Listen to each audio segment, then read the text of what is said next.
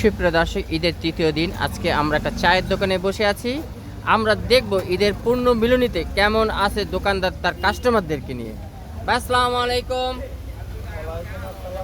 এই যে ঈদের তৃতীয় দিন কিভাবে চলছেন আপনারা, কেমন আছেন একটু বলবেন? এদিকে তাকান। ইনশাআল্লাহ ভালো আছি, কিন্তু আমার ব্যবসা বাণিজ্য খুবই খারাপ যাইতেছে। সরকার বাজেট অনেক সব কিছুর মধ্যে হাত দিছে না? হ্যাঁ, সব বিড়ি সিগারেট পান, এই যে এই পান আমার জীবনে 10 টাকা বিড়া কিনে নেই, এই পান বর্তমানে 210 টাকা বিড়া।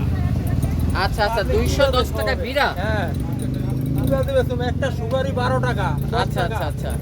তো এই যে আপনারা এই যে আরো এই যে বেকারি আইটেমের জিনিসপত্র দেখা যাচ্ছে, এইগুলির দামও তো বাড়ছে, তাই না? এগুলো মাল কমাইছে, হ্যাঁ, কিন্তু দাম আগে রেটে মাল একেবারে ছোট করে বানাইছে।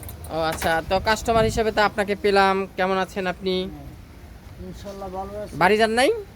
না, দেশে আচ্ছা আচ্ছা, কথা বলেন তো, এই যে দুয়ারিপাড়া থেকে এই যে কুড়িগ্রামের বা ওই যে টিকিটগুলো সবসময় 500-600 টাকা, কিন্তু ঈদের 2-4 দিন আগে থেকে কেন 1500-2000 টাকা হয়?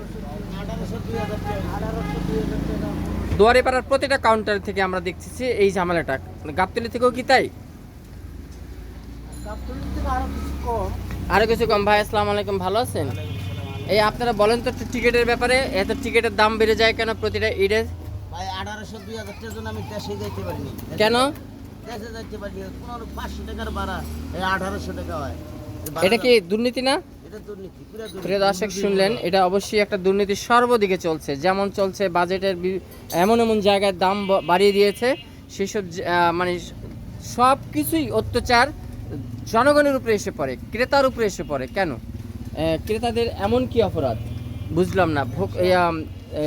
যেখান দিয়ে বাজেট বাড়াক, 10 পয়সা যদি সিগারেটে বাড়ে, কাস্টমারের থেকে ঠিকই 50 পয়সা নিয়ে যাচ্ছে, ট্যারও পেতে দেয় না, প্রতিবাদও করতে পারি না।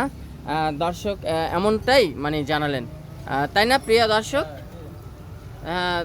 তো গণপ্রজাতন্ত্রী বাংলাদেশ সরকার, শেখ হাসিনার মাননীয় প্রধানমন্ত্রী এখন খুব ভালোই দেশ চালাচ্ছেন, কিন্তু কিছু কিছু জায়গাতে কিন্তু এমন এমন ইনস্ট্রাকশন দিচ্ছেন, আপনার মন্ত্রীরা দিচ্ছে না আপনার নির্দেশে, কিন্তু এটা একটু খেয়াল রাখতে হবে।